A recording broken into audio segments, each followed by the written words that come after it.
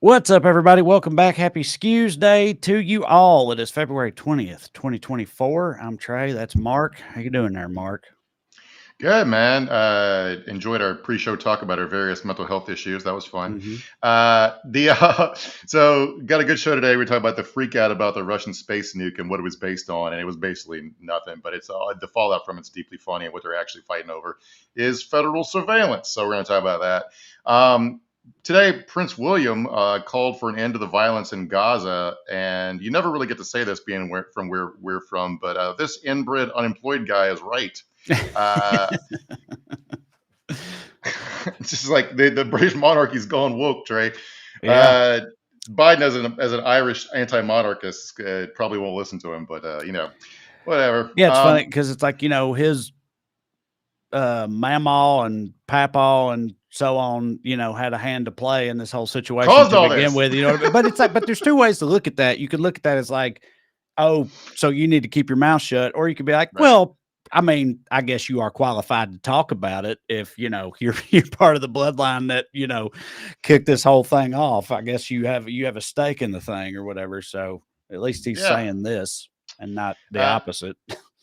yeah. Vox.com had a very long piece today that I urge everyone who's interested in this stuff to read, but basically talking about what a strategic disaster Israel's war in Gaza has been as they gear up for ground invasion that the Biden administration is trying to get them to not do. Not well, they're not. I, they say they're trying to get them to not do. But anyway, the estimates are they're going to be 500,000 dead Palestinians within a year from starvation, disease, etc. If nothing changes, and something's got to change here. And basically, the whole gist is like Netanyahu administration has no plan for what to do when the war ends, so they're just going to keep doing war. So Mm-hmm. that's no way to run a railroad, dude. Um, So let me ask you, like, because Biden's taking a lot of heat, and Biden administration taking a lot of heat for this. People calling him mhm. Genocide Joe and stuff like that. Like, you say, like, oh, they're giving lip service to trying to keep them from doing this, but like, how much control do they actually have over it if they decided to exercise said control? Do you know what I mean? Like, is it a situation where they could be like, they could put their foot down and be like, no, stop, and Israel would have to stop outside of like the threat of us starting our own war with them or something, or because that Joe Biden's not the president of fucking Israel, Right, So right. Yeah, they could. We could stop sending weapons for one, but like yeah, the weapons we send are mostly like Iron Dome stuff, defensive weapons. They make their own a lot of their offensive weapons on their own. So like, could Joe Biden make them do? No, but we could. But the whole we could stand with the rest of the international community trying to call them to stop. But instead, the last couple of days, it might have been today, the Biden administration vetoed a UN resolution calling for a Gaza ceasefire, but instead wanted to pass a 6 week pause, which I'm just like call for right. just call How for is just how is that different? right. Right. Just stand with the rest of the world and be like, this don't hit, cut it out. So the this will be close to your heart. This from your home Hmm. state of Tennessee. A new bill could ban the sale of refrigerated cold beer in Tennessee. I thought Um, this was America, Mark. God damn it.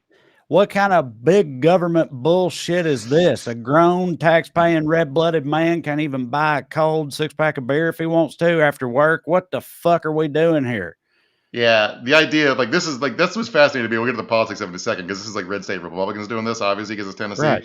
But so the idea is to like get drunk driving down, because I guess if you you have to wait 4 minutes while you drop your beer in an ice cooler before you drink it. So that anyway, but the second part of the bill would also allow customers to only have a certain number of drinks at a bar or restaurant unless you like produce a designated driver, which I guess they haven't heard of Uber.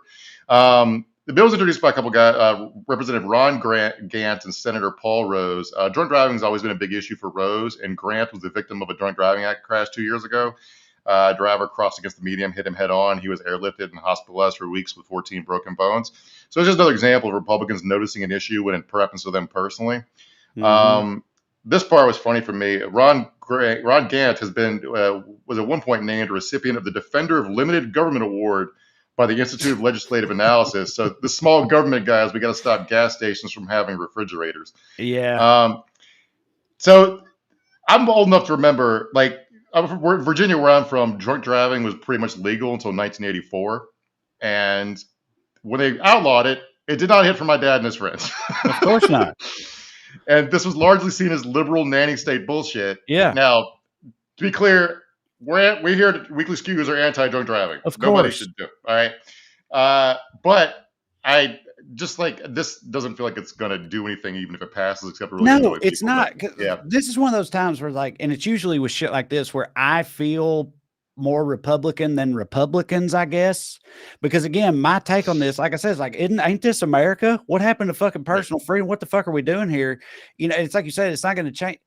I know because I was a server and a bar back and part-time bartender and shit for years. You have to get an ABC license, right? And there's already rules in place for serving drunk people, and people just break those rules. And it's like, if there's like a hard cap on the number of drinks you can have, which doesn't make any sense, by the way, because the amount of drinks that you can have versus the amount of drinks that my wife can have is vastly different, right? Yeah. So, but even if you do that, you're still going to have regulars in bars, and that's just going to get ignored. It's not going to fucking change anything. It is just some nanny state bullshit. And it's like, it always reminds me of, and I know I've told the story before, but it's been a long time. When at my old day job, I was at a training exercise one day, and it was like about laws, state level laws or something, because I work for the federal government. And they were like, hypothetical scenario. If the state of Tennessee passed a new law that said it was illegal to smoke cigarettes outside, what would be your response to that? And immediately I put my hand up and I was like, I thought this was America. What the fuck is that supposed to be? I'm an adult, you know, like what? And this super conservative Christian lady who I worked with, who I actually really liked a lot, but we used to argue about politics all the time. She was sitting in front of me in the class. And when I said that, I was like, I thought this was America. She turned around and looked at me and she goes, classic liberal. That's what she said. And I was like, no, that's the most conservative shit you've ever heard me say, right? But like, you are a good church going, you don't smoke. That's all this comes down to. You don't smoke. So you interpret anything that a known liberal says as being liberal bullshit, when really I'm representing your ostensible side of the fence right here, because this is bullshit. Because I'm kind of a like personal accountability, responsibility type of person. That Mark Twain quote, which may not really be Mark Twain, like 80% of Mark Twain quotes ain't even from Mark Twain, where he said like, I think he was talking about censorship, but it applies here. He was like, censorship is telling a grown man he cannot enjoy a steak because a baby is unable to chew it. And I buy into that, man. You're an adult. You live in this country. You pay your taxes. You have the right to choose whether you fucking drink yourself to death or not. And the beer can be cold. That don't extend to driving drunk, because that affects other people. Right. So I'm obviously very against drunk driving. I'm just saying, this is some horse shit. It's some blue law church state horse shit. And I don't like it. So when I moved, Virginia, I didn't even know America still had dry counties, because I lived in Virginia my whole life till I moved to Texas. And then I moved to Texas. It was like, oh, you can't there's no booze here because it's a dry part of town. I'm like, it's dry county. I'm like, what? I was like, so wait, because religious people run this state, I have to drive 20 minutes to buy liquor, but I can do 85 miles an hour and take a loaded gun when I go. Right. Yeah. It's like, okay, whatever we're doing here. While we're on Tennessee, I briefly wanted to mention Tim Burchett, our old asshole / returning hero, Republican congressman from Tennessee, is going to get sued because after the Kansas City Super Bowl parade shooting last week, it wasn't just him, but he was one of the main ones. Tweeted a photo of a guy the cops had in handcuffs and labeled this guy the shooter, and also said he was a migrant. All right. Was not the shooter. Also was not a migrant, if that matters. It's a guy, good old red-blooded American by the name of Denton Loudermill. And he's going to sue, of course, because Burchett could have gotten him fucking killed by lying. And I just want to quote friend of the show, State Rep Gloria Johnson here.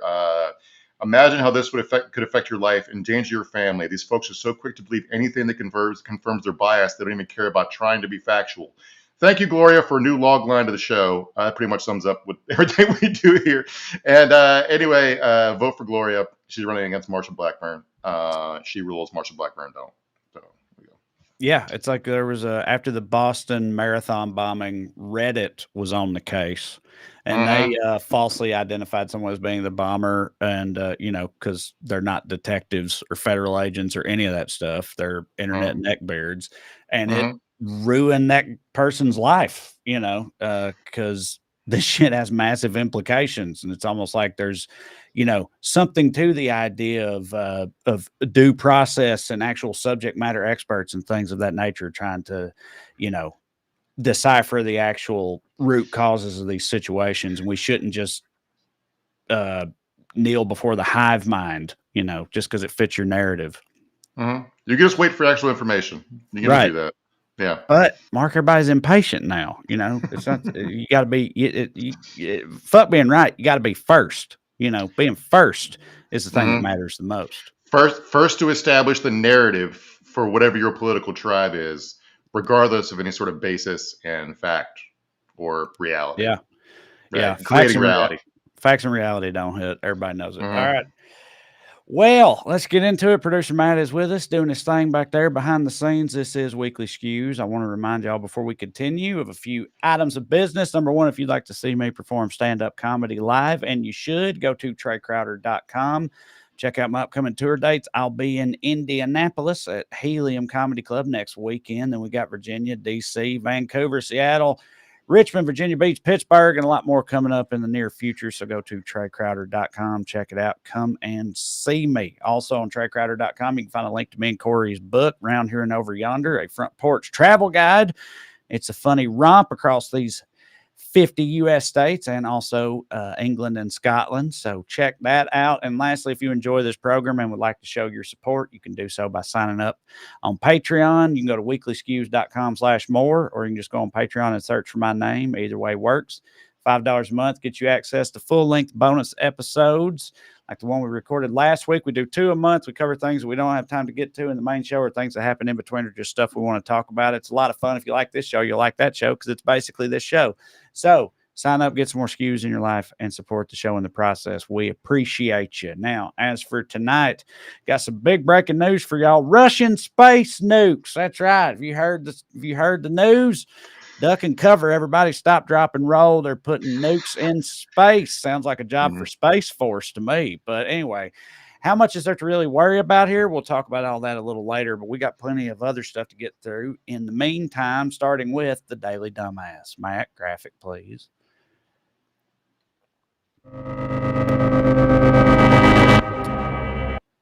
Tonight's DD, women for thinking they need rights when what they really need is to be treated like troops on an airplane. This is Ohio GOP Senate candidate Bernie Moreno. What changes would you support regarding reproductive rights or abortion as a U.S. Senator?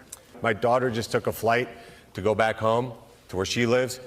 Mom carrying what looks like an F1 team worth of equipment. People helped her on that plane. Helped put the stroller away, helped her with her seat, gave up her seat.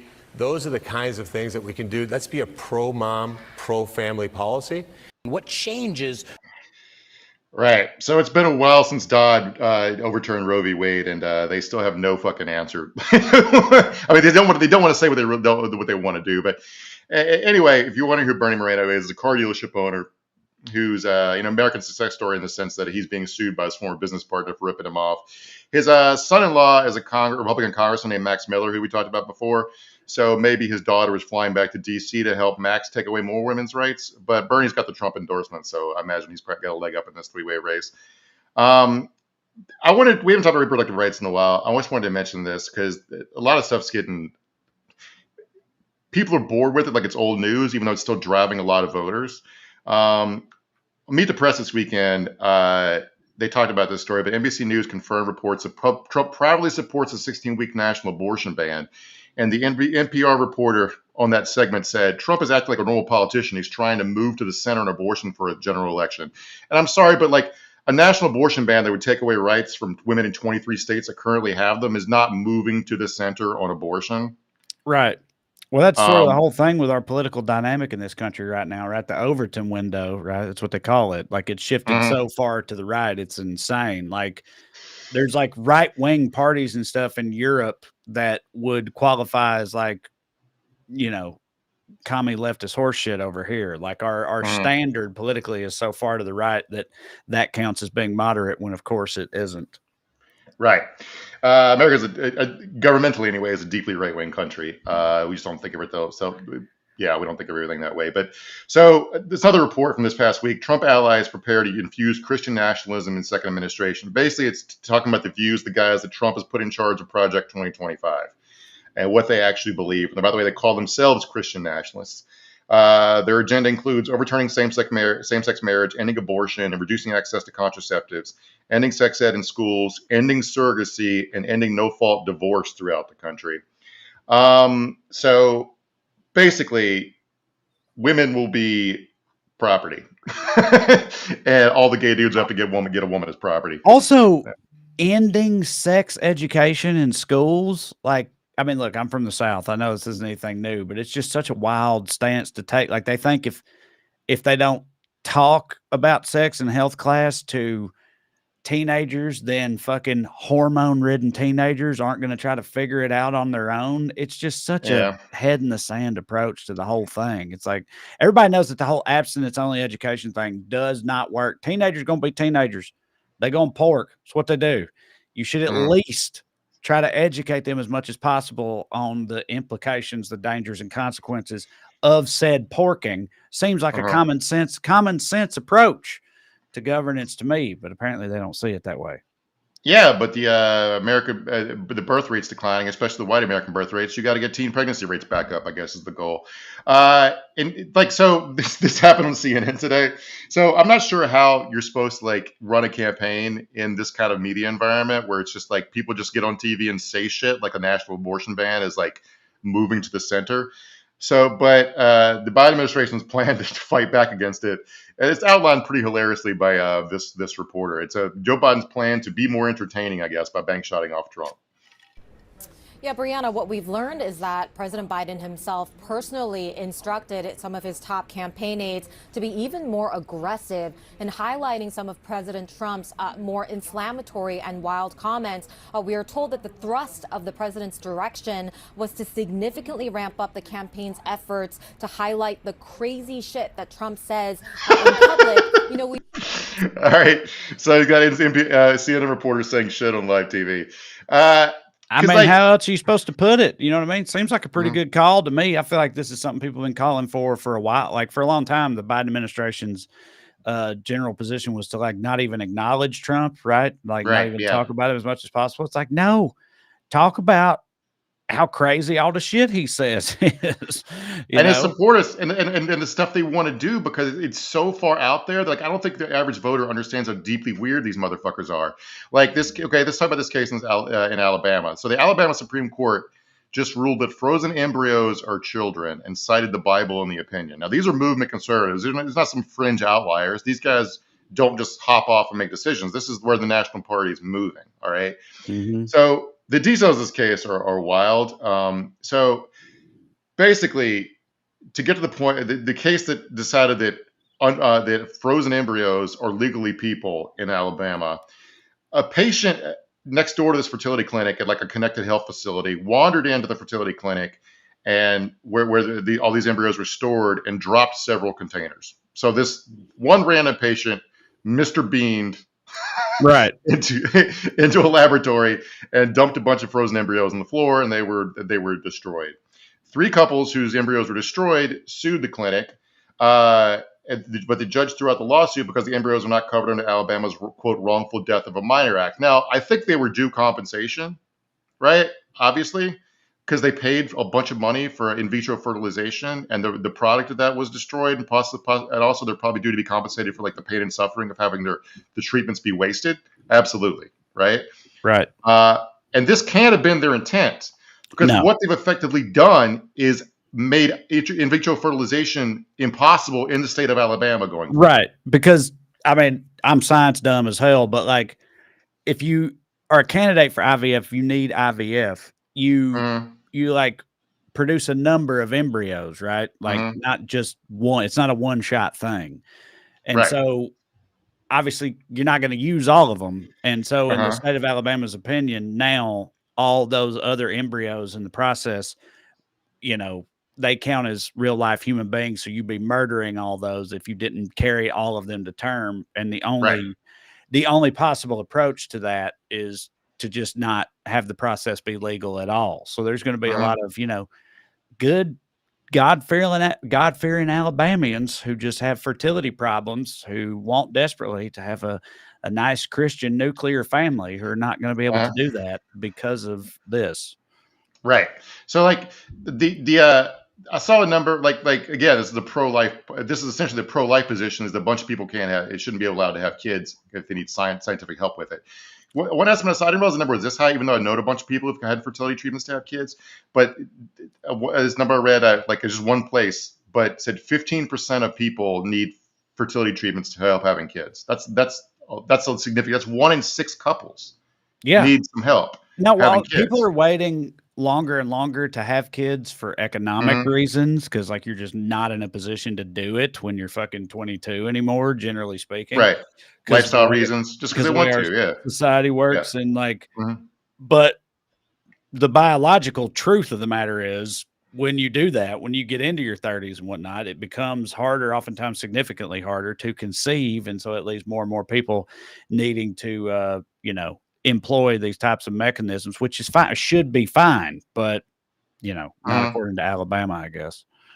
All right, and right wing media is doing nonstop stories about the drop in male sperm count, and like presumably the men of Alabama have the same low sperm counts from like tight underwear and the chemicals in the water turn their frogs gay that the rest of us do.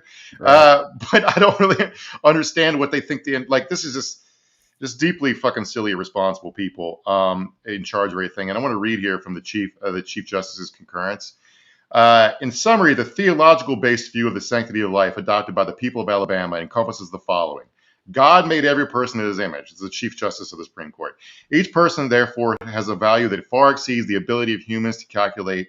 And 3, human life cannot wrongfully be destroyed without incurring the wrath of a holy God who views the destruction of his image as an affront to himself.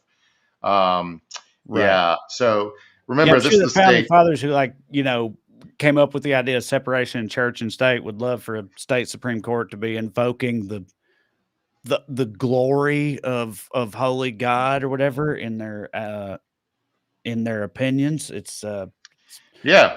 But every life being in the image of God. It reminded we did a whole episode about this, a bonus episode a couple weeks ago about the death penalty in Alabama. But this is the state that just became the first jurisdiction in history to execute someone via nitrogen hypoxia, where it took 22 minutes for this guy to choke to death.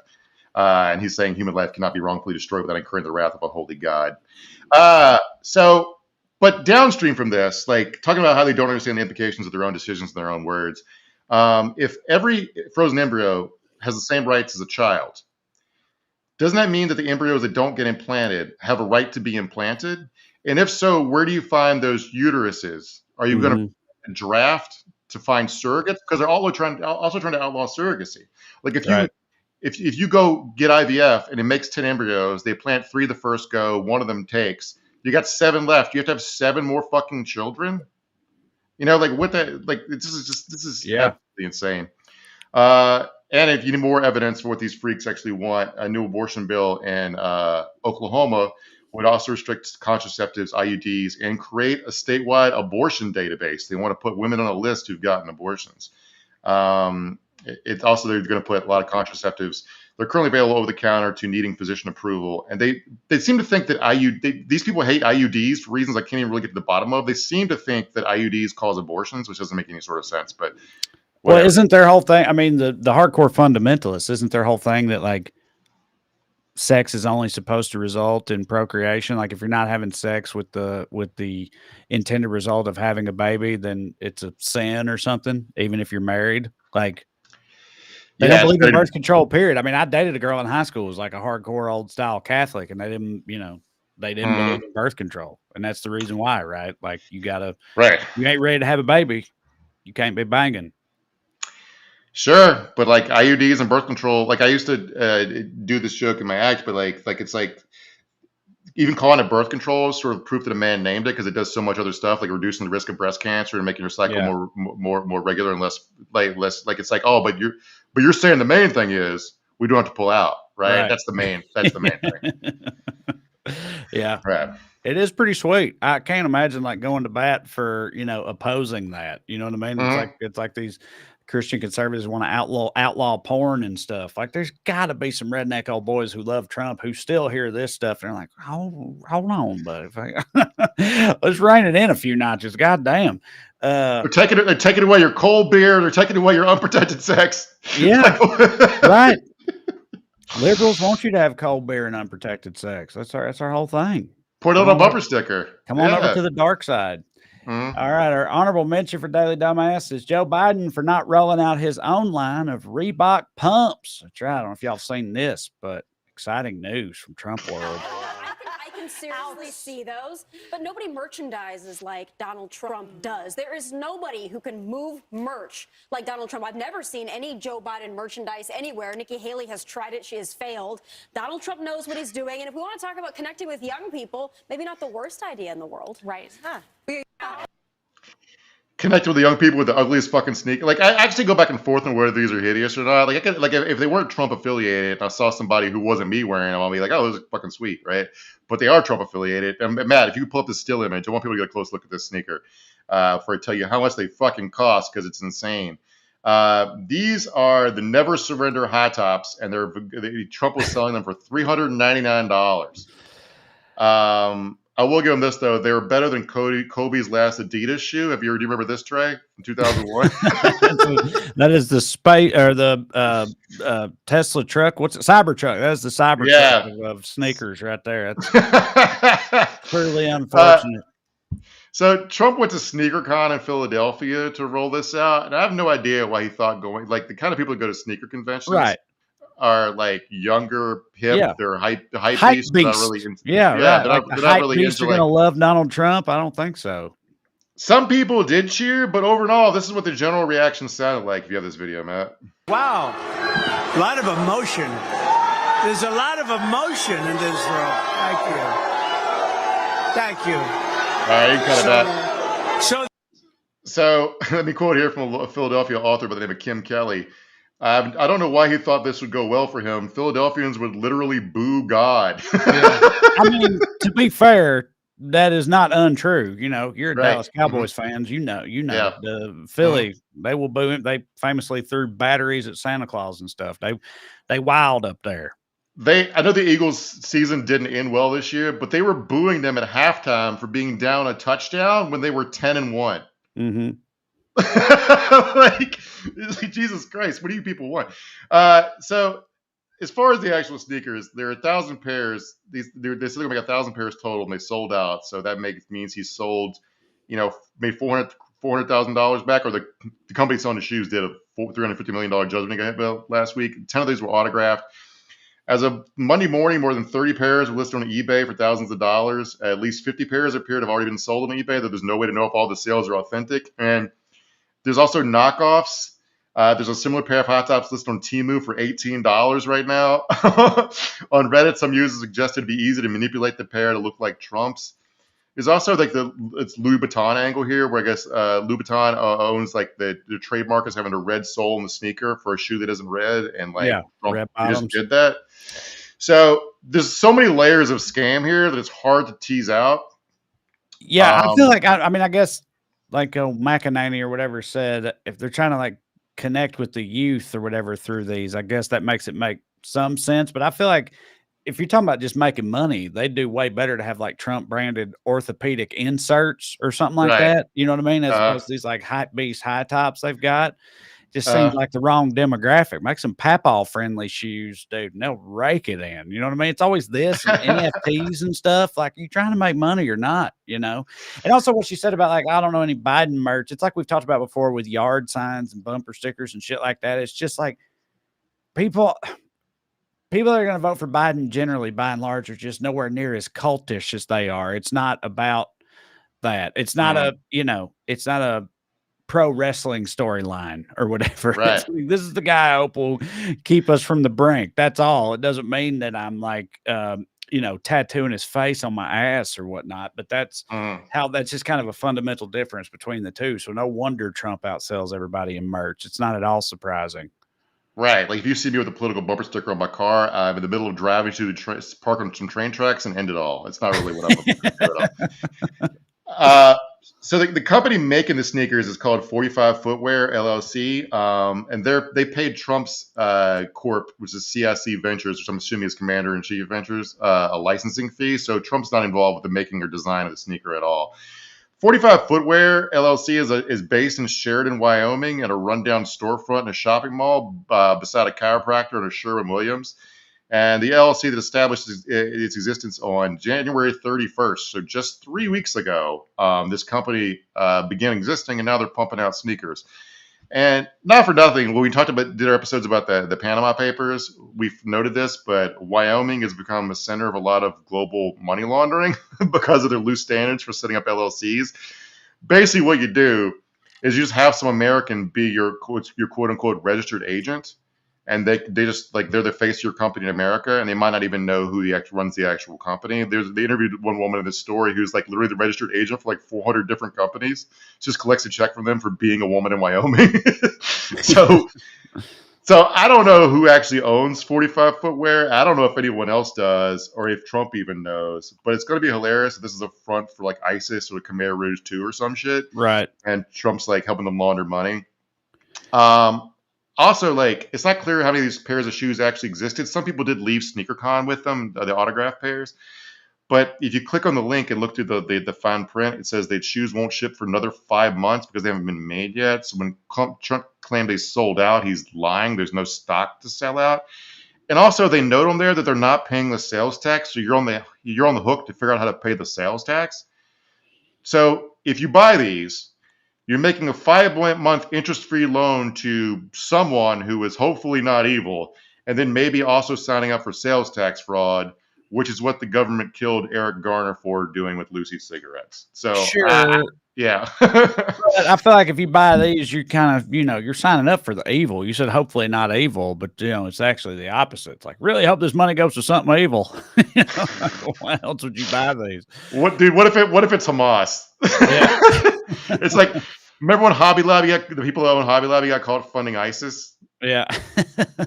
Religious relics on the international black market, and turns out it was ISIS selling them. It's like, this is the kind of shit you're signing up for here. Yeah. International finance, man, it don't hit. No, it don't hit.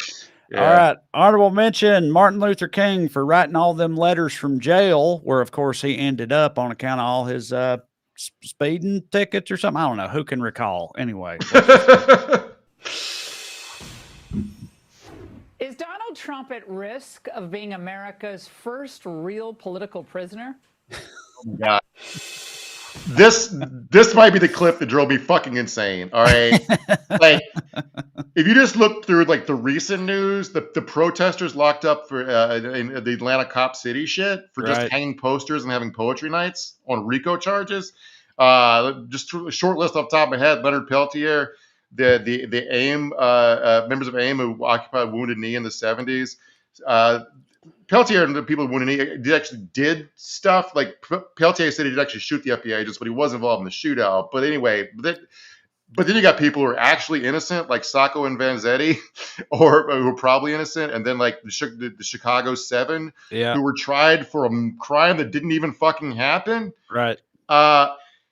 This comes after Trump finally spoke about Alexei Navalny, who died in a Russian prison a few days ago, and he did so in order to compare himself to Navalny as a political prisoner. And not that I need to say this out loud, but Navalny was just in prison for just being politically active under charges that were labeled "quote unquote" extremism. He wasn't fined a bunch of money for lying to banks. Those aren't similar things at all. And because we're going to talk about Russia in a minute, I wanted to talk about Navalny because people get flattened into trading cards when they die, and in a way that sort of bugs me. And people can be multiple things. All right, Navalny was brave. He flew home to Russia knowing they were going to lock him up to make a point. That's true. Right. His entry point to politics was basically as an investor. He noticed that he wasn't seeing the profits he should be seeing, so he got interested in corruption. And standing up to the Russian government took a lot of bravery. Also, he marched with Nazis. He said a bunch of racist shit, and I know I'm the person that's to be like, actually, the person you think hits, doesn't it? I hate being. I know that's my fucking thing. All right, I'm not saying. He said a bunch of. He referred to Muslims as cockroaches. He referred to Georgians as rodents when Russia was attacking Georgia back in 2008. He did later apologize for that, and he softened his rhetoric about like. Various minorities later in life, and his defense for marching with Nazis, where you need a broad coalition to defeat Vladimir Putin. And I get that, but you don't have to pretend like, okay, the racism against Georgians, I don't know anything about life in Russia, but it reminded me of a couple of days ago when I forget where we're talking about racism in France or French racial epithets. And I was like, I wonder what French racial epithets are. And one of them was for British people. And it's because they eat a lot of roast beef. The racial slur for British people is literally roast beef. Mm-hmm. And I was just thinking about how like other people's racism seems stupid and made up. Right. Whereas ours makes sense and it's baked. It's just it's also. I just always wonder how impactful those particular slurs are. Like if I went to France, they don't know anything about Tennessee, but if they were like, "Oh, what's up, sweetie?" Like if they called me sweetie, like. I would be like, well, you seem to have a shitty attitude, but I'm not upset at the words you called me, though. But yeah, that Navalny stuff, it's so funny because, like you said, for people, if y'all don't know, you should know if you've watched this show enough. But it's like a running joke in our friend group that Mark is the guy who ruins things and people for you. Like if you got somebody hits for you, he's like, actually, he was a huge racist, right? Like that type of thing. Mm-hmm. So it's funny you're doing this with Navalny because I was on the Young Turks like on Friday. We were talking about Navalny, and I really jerked him off for his bravery, dude. I didn't know any of this Nazi stuff or whatever. I was like, look, dude, fucking, I get nervous talking shit in my car about the lunatics in this country. You know what I mean? I can't imagine the stakes being this high. Like he walked the walk and paid for it. But it's like you said, both things can be true. But yeah. I didn't know he did Nazi shit and was super racist, but you'll have that, I suppose. Dude, so thanks for bringing that to my attention. Russia's a crazy place. It's a crazy place. Dude. So the good guys over there are super racist. I'm not judging him for his anti-Georgian racism. Yeah, we don't know Georgians. I mean, as a Tennessean, our Georgians are suspect. You know what I mean? Yeah. So what are you gonna do? Go Vols. Fuck the dogs. Right? Yeah. Right. All right, let's keep talking about Russia. They're expanding their ventures into orbit.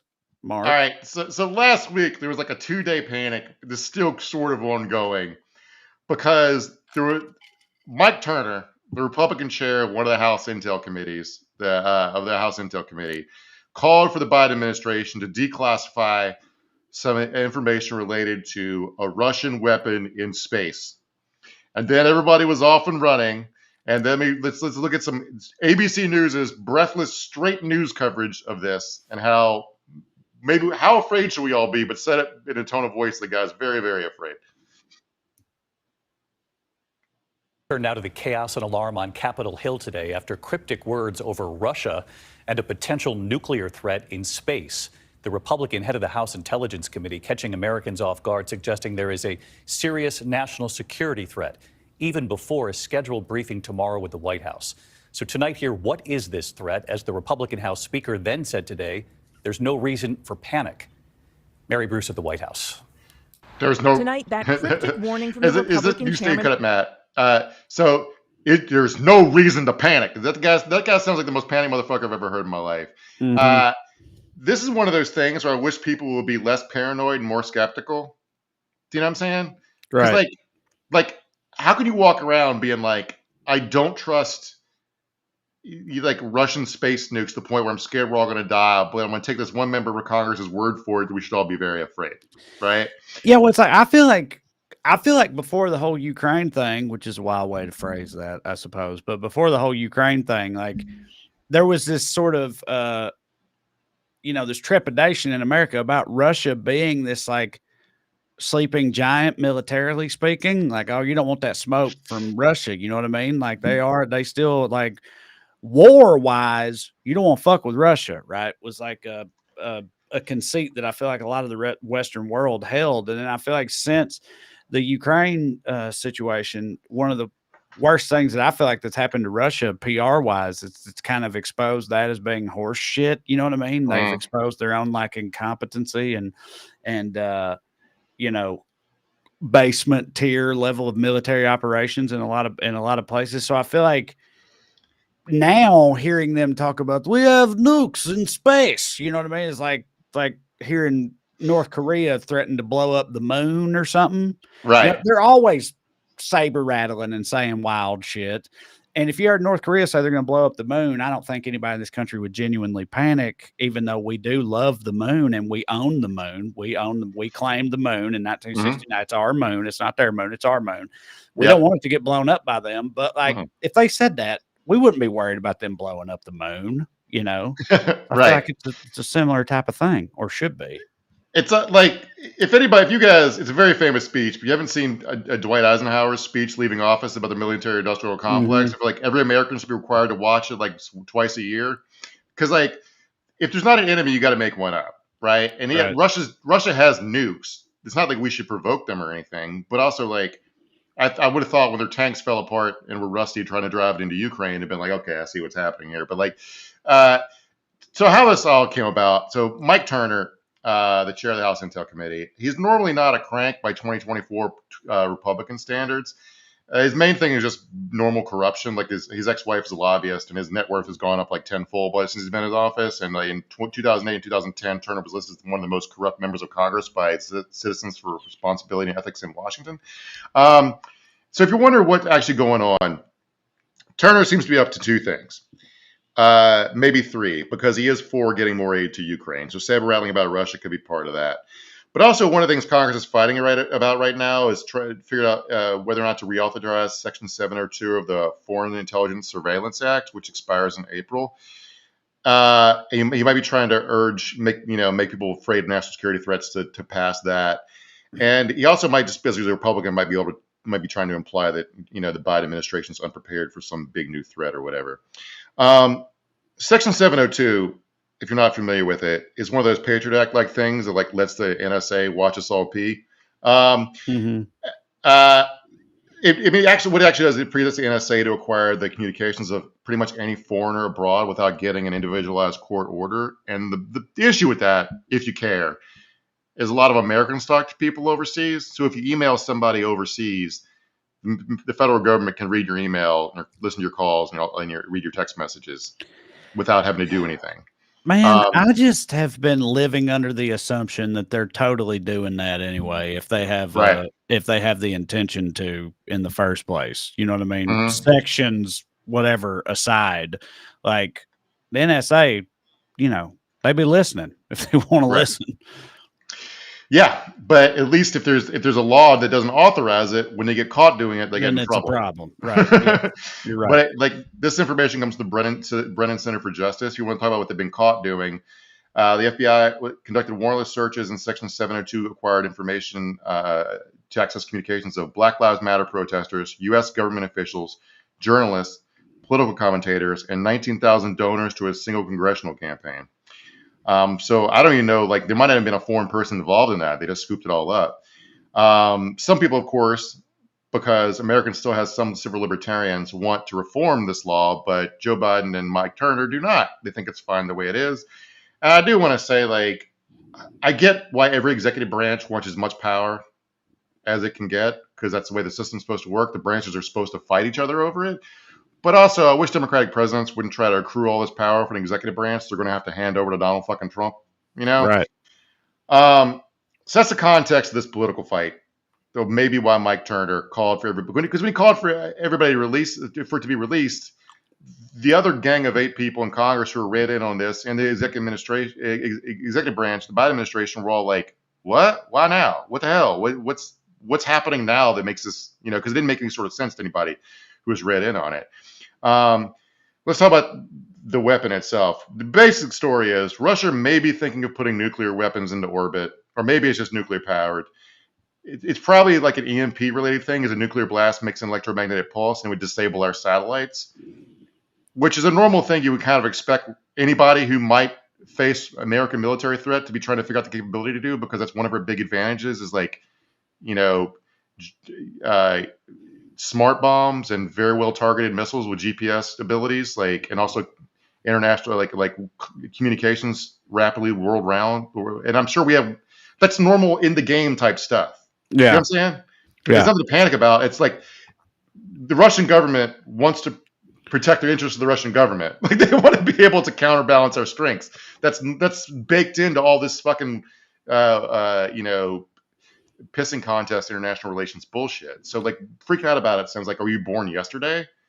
You know? Right. But let me ask you this part of it though, like politically speaking, like this guy, Mike Turner, Republican guy, like you say, is not a crank by 2024 standards, but this is like Republicans currently pushing this narrative, right? That we should be worried about this Russian space nuke. And I'm just saying, because I gotten the impression recently that they were all like kind of on board with Russia. You know, they didn't want to fund Ukraine. They think Putin's strong. Trump thinks Putin's strong. Tucker just went over there and got back and whatnot. So how does that all factor in? I don't think they care about anything in real. I think what they care about is being able to go on TV and say Joe Biden is a huge pussy. Is weak on something, right? Yeah. Right. So I wouldn't even worry about what they actually think because it doesn't fucking matter. But the main takeaway is like most of the articles about Turner and his assessment of our impending nuclear doom probably should not have been written. It was just like a bunch of panic about nothing. And to the degree any of this is real, what actually happened apparently is the Biden administration says they were working behind the scenes to try to talk Russia out of launching this weapon, which are just in the testing phase of. And this might have blown up all that back channel stuff. So if it has any effect on our national security, it probably made us all a little bit more in danger to the degree that anyone would ever pull the trigger on this. If you're that worried about Russia blowing up a satellite that lets you get Uber Eats, you know what I'm saying? I don't know. But how this is like we've been playing this game like since the 1950s, where we exaggerate Russia's military threat and then panic about it. Right. Now, a lot of politicians got very powerful off this. A lot of weapons contractors got very rich off of it. I told you I rewatched The Good Shepherd recently, and there like that's again the 60s origin of the CIA details of the whole movie. Matt Damon movie, it's a good movie. But like there's a scene where a Russian comes in from the cold trying to convince Matt Damon he is who he says he is. They get him high on LSD to try to get the truth out of him, and he says, "You're imagining Russia's a big threat. Russia's a dead, bloated cow." But he jumps out of a window. Spoiler alert for a movie that came out in 2006 or whatever. So anyway, like we've been doing this forever. Like we thought they were an impending threat to our doom until the moment they just absolutely stopped existing because they were so weak. Right. And frail. And now, but we'll talk about their actual weapons programs in a minute. But like how this filters through like the right wing audience. Here's a headline from Newsmax: Biden weakness causing Russian space dominance. Space dominance. A country where 20% of people don't have indoor plumbing. We're talking about them having space dominance. All right. Yeah. And to get back to the reality of this for a second. Like the what's the movie where is it Goldeneye where Russia has the satellite laser that could destroy whole cities or whatever, the Bond movie? Like people think that's real, I guess. I don't know. But to talk about the recent history of Russian super weapons. So in 2018, Vladimir Putin announced in a presentation of big fancy graphics 3 new super weapons. A drone submarine that he claimed could inundate the U.S. eastern seaboard with a radioactive tsunami. All right. A nuclear-powered cruise missile, basically called the Burevestnik, that could circle the Earth perpetually because it's nuclear-powered. Would never have to come down until they ordered it to actually strike something. Now, think about how that would go. If Russia launched that, they would not launch that. That would be seen as a first attack, and they would get fucking nuked. All right. The third program was a hypersonic missile, which would obviously go too fast for us to shoot it down. Would deliver nuclear payload. The first thing, the tsunami nuclear sub-drone, that's just cartoon bullshit. No one thinks that you could actually make a tsunami by setting off a nuke under the eastern seaboard. But he did convince like Kim Jong-un to start his own program, trying to make one of those. So good. Right. It does sound pretty cool. I can't imagine him sitting around the table and he hears like they got nuclear tsunamis now, and he's like, "Oh, I want one of those. That's an exciting new toy." I'd want it. Yeah, sure. Yeah. So it's the nuclear powered cruise missile, the Burevestnik. They tried to test some version of it in 2019, and it fell into the White Sea, and it killed 7 scientists, and they went to try to retrieve it because it was spewing out like fission materials. Right. Right. The third, I'm sorry to let my reality intrude on everyone's panic. Americans love panicking over shit like this. And now we're talking about the supersonic missile. To the degree it actually exists at all, Ukraine now regularly shoots down one version of that missile called the Kinzhal, and the other one, the Zircon missile. They tried to fire it into Ukraine, and it crashed after the controllers could not steer it. Right. Going back to the first one, the Kinzhals, when they got shot down so easily, instead of like Vladimir Putin being like, I actually lied or actually not saying anything, he actually just arrested the scientists who made it and put them to work camps.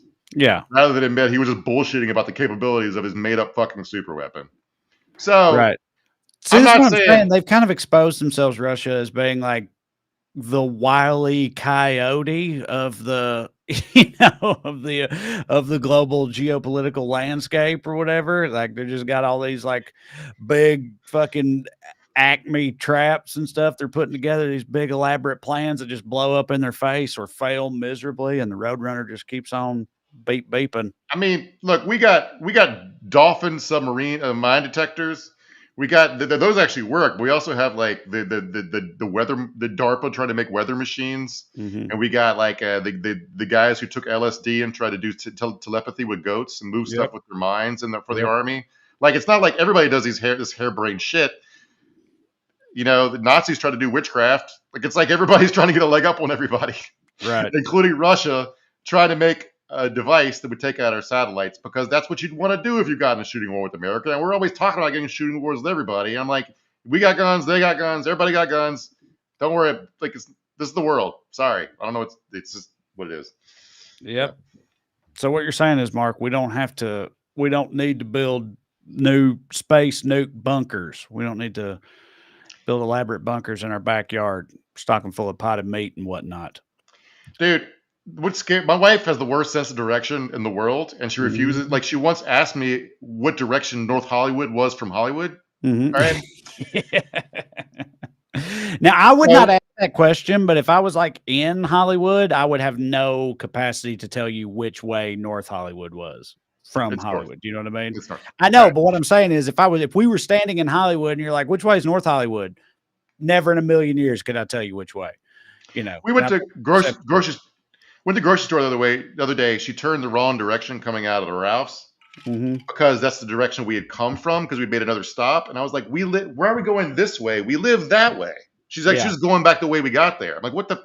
Anyway, my point is like she refuses to learn, and she acts like I'm mansplaining when I do that kind of thing, which maybe I'm a little bit, but also you should know how to get around in case Russia sets off an EMP in space and your GPS doesn't work. I will literally never see my wife again if Vladimir Putin takes out our GPS. You'll never see me again either, buddy. I can tell you that right now. I'm with Aaron on that one. I'm so map dumb. All right, Matt. Right, this is a woman who once had a plan to get up at sunrise and go down to Santa Monica and to watch the sun rise over the Pacific Ocean. Well, that's awfully cute. That's adorable. The Roan on YouTube says, hit that like button. Thank you, the Roan. Yes, as always, I forgot. Hit the like button, share, subscribe, all that stuff. We appreciate it. Darkly Yours says, wait, do we own the moon? Hell yeah. You seen the other flags up there? On it. That's got right. A flag on it, baby. we learned that from Daddy Britain. You know, that's the way the rules work. You put a flag, no flag, as Eddie Izzard said, no flag, no country. Can't have one. You put a flag in, that means you own it. We put a flag on the moon. That means we own it. Those are the rules that we've all just made up. Yeah, to make sure your brother and sister couldn't have it. That's what we did with the moon, baby. Carta on YouTube says, Putin keeps saying Russia owns Alaska and they're taking it back. I saw somebody from the State Department was asked about that, and I was going to include it in one of our dumbasses, but when I went to look at the actual source material, it was like it was a mild mistranslation. It was like, I don't speak Russian, but off the top of my head, it was more like they regretted selling it to us rather than going to take it back or something. I don't know. It doesn't. Not on Sarah Palin's watch, baby. He's mad somewhat about Alaska for some reason. Yeah. Edward Westerfield on YouTube says Elon Musk wants to nuke Mars. Yeah, that was a thing, wasn't it? I didn't see that one. What was that about? I feel like I remember hearing that. Was it some kind of like terraforming? That's where my brain was, trying to terraform it. Yeah, I don't know. Might as well. Hell, we got nukes. It's up there. Just shoot it a bunch. Skittlebutt Dragon Rasp, love that name, says someone should look into Russia using Elon's Skylink. We did when Ronan Farrow wrote that whole piece about like all the different what's going on all of Elon's different companies and how all of his boards are concerned about his drug use and his fucking unreliability and like whatever he's like. For you, if you guys don't know what Skittlebutt Dragon Rasp is talking, Skittlebutt Dragon Rasp. So that like is a real name. I hope it is her government name. That'd be cool if you changed it. But the like he was basically shutting down Skylink, which Ukraine uses for internet communications and on the front lines at the request of Russia because I don't know. So yeah. Elon, we gotta do something. Somebody should do something about him. He's a defense contractor who's like completely stoned out of his mind on cocaine and ketamine 24/7. Who's up tweeting until 5 a.m. And he's a defense contractor who with a ton of control over a lot of our infrastructure. So yeah. Keith Davies says Russia has shopping carts and fresh bread though. Can't be mean. Yeah, Tucker went over there and marveled at the cost of groceries and stuff, and it's like, well, yeah, they get they're poor. Significantly. Yeah, right. Breaking news. The groceries in a country where the wages are fucking a fifth of ours tend to be cheaper, generally speaking. He praised them for having coin-operated grocery carts. Right, which Aldi has. Right. Here, right. Yeah, it's a thing. As an anti-homeless thing, which it's like that. Yeah, it's like that like from Arrested Development, it's like it's a banana. How much could it cost? $10, right? Mm-hmm. It's like it's that type of thing with Tucker, where it's like he's marveling at that grocery store innovation, which we have had in this country for years and years now, and it belies, the fact that he don't be grocery shopping, I guess. Yeah. Oh, Kim Cusado, longtime skewer, says, hey, Trae, tell everybody about the big live POA tomorrow. Thank you. Some cross promotion, Kim. I appreciate that. Me and Mark go live and producer Matt every Tuesday at 5 p.m. Pacific time, but I'll be doing it again tomorrow night with Corey Forrester for Putting On Airs, Not Political at All, Fancy Stuff podcast. It's our 100th episode. So we're going live. It's funny because Corey's like, oh, it's a big deal. It's our 100th episode. Let's go live. And it's like, we be going live all the time. Me and Mark stay going live. You know what I mean? It's like, but it's a. Corey on a live. I guess we have him on this show, but I'd be like, yeah, and he says wild shit. Yeah. Yeah, like when we had Marcus Flowers on here or whatever, and Corey was talking about butt fucking people with apples in their mouth right before he came on, to try to reach across the aisle or whatever. So and that's why he couldn't. And that's why Marcus lost to Marjorie Taylor Greene there. Corey did it. Talking about butt fucking and apples. But yes, so y'all can come back right here tomorrow night, and there'll be a whole different podcast with a whole different co-host, but it'll be fun. Allison Haygood says Tucker Carlson has never, not once, done his own grocery shopping. Yeah, he's a trust fund baby, right? Also unwanted by his mother, I believe. He's heir to the Swanson frozen dinner fortune, I think, which is like, I wonder if he's ever eaten a Swanson frozen dinner, you think? Right. I don't know. Certainly once, right? You got to try it. J&A Moore says, what time is POA? 4 Pacific, 7 Eastern tomorrow, right here. Well, I say right here, if you're watching on YouTube, we're not sure if we can do it from my YouTube and POA's YouTube. But whatever. Check on my socials. You can get a link to it. You can find it. Charles Cross says Corey is a loose cannon. Yes, he is. Indeed, he is. See, the difference, Charles, is cannons have a purpose. Corey will never hear that. So we can roast him all we want. All we want. Christine Remick says, did you hear Russia's making a town for American conservatives to move to? I sure did hear that. And let me tell you what. I'm about to start. Yeah, right. Okay. Like that Willy Wonka meme. Oh, no, stop. Don't. We'll start a super PAC right here on this show to fund their travel expenses if that's what they want. You know what I mean? I'm all for it. They want to be oppressed so bad. Let them have some, right? Yeah, right. Right. It's like, I can't really make sense of what Americans think anymore. Like everyone seems so coddled without knowing it. And then they're going to go volunteer to live in a fucking prison state. And just, I hope they all get shipped off to fight in Ukraine. Do you think Right. if whichever American conservatives they like dupe into moving over there, do you think they'll like treat them with kid gloves for some kind of PR reason or something? Or Yeah. do you? Okay, yeah, probably. It'll be like Right. during the Olympics. You know, it'll Yeah. be like they'll put them in like Russia's version of Beverly Hills and give them servants and shit for a while Well, anyway. good. Make I content. mean, if that attracts more of them to go over there, that hits for me. Mhm, Good. Keep it mhm. up. I'm Yeah. all for it. All right. Thank you all for watching. Again, go to TraeCrowder.com. Check out my upcoming tour dates and also my book with Corey Forrester around here and over yonder. And if you want some more Skews in your life, go to weeklyskews.com/more or just go on Patreon and search for my name. Either way works. Regardless, the most important thing, you keep watching this here show every Tuesday night. As long as you do it, we'll keep making